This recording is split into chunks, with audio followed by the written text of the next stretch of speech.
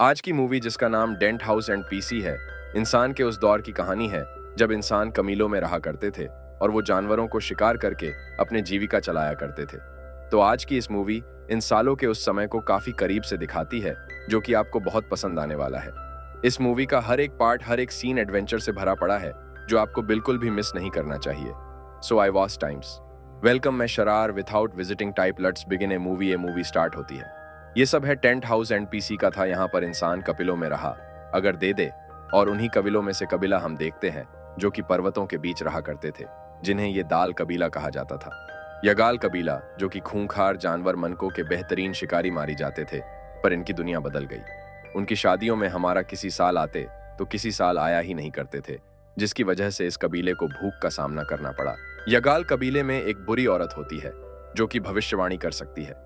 वो अपने पूर्वजों की आत्माओं से बात करती है और उससे इस समस्या का समाधान निकालने की कोशिश कर रही थी। काफी कोशिश करने के बाद भी उसे कोई इशारा नहीं मिलता कि तभी एक योगालवासी को दूर पहाड़ों के बीच एक लड़की अपनी मरी हुई मां से लिपटी हुई मिलती है। वो इसे अपने कबीरे में ले आया था, और जैसे ही वो बूढ़ी मां उस लड़की को देखती तो वो समझ जाती कि इससे हमारे पूर्वजों ने भेजा, और तभी उसे एक भविष्यवाणी दिखाई देती है जिसमें उसे पता चलता है कि जब अपने अंतिम शिकार को जाएंगे तब इनके कबीले को 4 पैरों वाले देते आकर बंदी बना के इनके लोगों को अपने साथ ले जा लेंगे, और उसी समय इन्हें बछारे एक योद्धा निकलेगा जो इनके स्टार रिक्वेस्ट हर लेगा, और ये लड़की उस योद्धा की स्त्री बनेगी, और उस लड़की का नाम एवलेट होता है। मतलब कि नया जीवन, या दूर से एक बच्चा और उनको देख रहा था जिसके नाम होता है डीले और एवरेज के बीच आप दोस्ती होने लगती है। दूसरी ओर अब डीले के फादर को देखते हैं जो कि इस कबीले के मुखिया थे, जिनके पास श्वेत भाला होता है। वो अपने दोस्त टिक टिक से कह रहे होते हैं कि मैं उस अंतिम शिकार, मतलब कि बड़ी मां की भविष्यवाणी को सच होने नहीं दे सकता, और अब कबीलेवासी भी इस तरह कब तक रहेंगे। इस समस्या का समाधान ढूंढने के लिए कमियां छोड़कर जा रहा हूं, और तुम्हें ये बात किसी को नहीं बताओगे।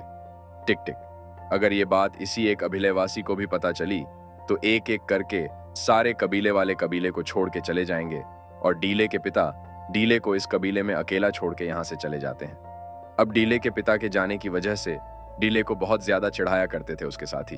वो उसे कहा करते थे, भगोड़ा की औलाद दिखवा आ गया, डरपोक। इस सब की वजह से डीले रहने लगा, और अब उसके पास पहले तो माँ भी नहीं थी, और उसके फादर भी उसे छोड़ के चले गए थे। यहाँ एवेलेट उसके पास आती है और उसे एक कहती है कि तू मेरी तरह आई हो, और अब ये दोनों साथ रहने लगे। ये जहाँ तक वक्त आपस में साथ बिताते थे, और धीरे धीरे इसी तरह इनके बीच प्रेम बनने लगा। अब समय बीत जाता है, अलर्ट बड़े हो चुके थे। अब सारे कबीले वासी मर्गों के सबू का इंतजार कर रहे थे कि वो कब इनकी शादियों में आए। अब वो दिन भी आ ही जाता है जब इनकी शादियों में मनक आ चुकी है। मतलब कि इस शिकार में जो भी मनक को मारेगा उसे स्त्री के तौर पर एवलेट मिलेंगे, और रोज इस कबीले पर राज करेगा। मतलब उसे दोबारा दिया जाएगा। इसकी वजह से परेशान हो जाती है, क्योंकि उसे लग रहा था कि कर्ण अगर शिकार कर लेगा तो मैं डिली से जुदा हो जाऊंगी। वो डीलर से कहती है कि चलो अब यहाँ से भाग चलते हैं, पर डीले एवलेट को कहता है कि मैं अपने कबीले को नहीं छोड़ सकता। डेल एवर से कहता है कि हमारे मिलन का एक ही रास्ता है, मन का शिकार, और वो मुंबई की करूंगा। अब मनक इनके इलाकों में आज जाते हैं। यहाँ सारे कबीलेवासी एकजुट होकर अपने मुखिया टिक टिक की बातें सुन रहे होते हैं। वो अपना सफेद वाला बड़ी माँ को दे देता है, और अब यहाँ पर जो भी मनक का शिकार करेगा उसे वो श्वेत वाला मिलेगा। भी ऐसा ही मिलकर शिकार कर रहे थे। ये एक मन को अपने जाल में फंसा ले दे, पर मनक बहुत विशाल जीव था। वो जाल को ही लेकर आगे बढ़ रहा था। सारे कबीलेवासी उस जाल को पकड़ लेते, पर एक एक करके सभी से जाल छूट जाता है। ये डीले के हाथ उस जाल में फंस जाते हैं, जिसकी वजह से वो जाल को नहीं छोड़ पा रहा था, और वो उस मनक के साथ पीछे पीछे खींचा चला जा रहा था। और तभी वो जाल मनक से छूट जाता है। वो विशालकाय जीव डीले पर हमला कर रहा था। डीले एक बाला उसमें चलाता है, पर उसका उस मनक पर कोई असर नहीं पड़ता कि तभी वो दूसरा बाला उठाता है, पर वो उसे चला ही नहीं पाता क्योंकि वो पीछे बस चुका था, और वो मनक इसकी ओर दौड़ के आ रहा था, जिसकी वजह से छाती के आर पार वो भाला हो जाता है। शिकार धोखे सही सही, पर उसने मन को मार गिराया था। वो उसके नीचे दबा होता है। या सारे कमीलेवासी ये देख के काफी खुश होते हैं, और इन कमीलेवासियों को लग रहा था कि डीडी ले ले उस जाल को छोड़ा ही नहीं। उसने अकेले ही मरक का शिकार कर लिया। अब मनक का शिकार करने की वजह से डीले को श्वेत भाला और उसकी स्त्री के तौर पर उसे मिल जाती है। अब इस दिन के बाद से किसी ने भी डरपू किया भगोड़े की औलाद कह के नहीं बुलाया। एवलेट डीले की हो चुकी थी, पर डीले अब भी खुश नहीं था, क्योंकि उसे लग रहा होता है कि उसने मना का शिकार नहीं किया, जिसकी वजह से डीले अपना श्वेत वाला टिक टिक को वापस लौटा देता है और वो ये सारी बात एवेलेट को बता रहा था और वो उस दिन की भी बात बताता है। जिस दिन उसने मना का शिकार किया था यहाँ पर, एवेलेट को लगता है कि दिल ने मुझे छोड़ दिया, पर डिले उससे कहता है कि तू मेरे अब भी मन में हो।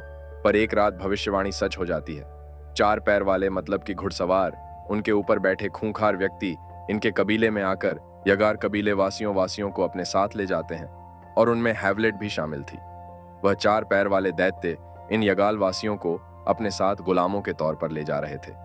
यहाँ दूर से इसके बाद क्या होगा, पूरा खत्म हो जाएगा ये कबीला या फिर रहेगा, आगे की पार्ट जानने के लिए हमारे चैनल को सब्सक्राइब कीजिए।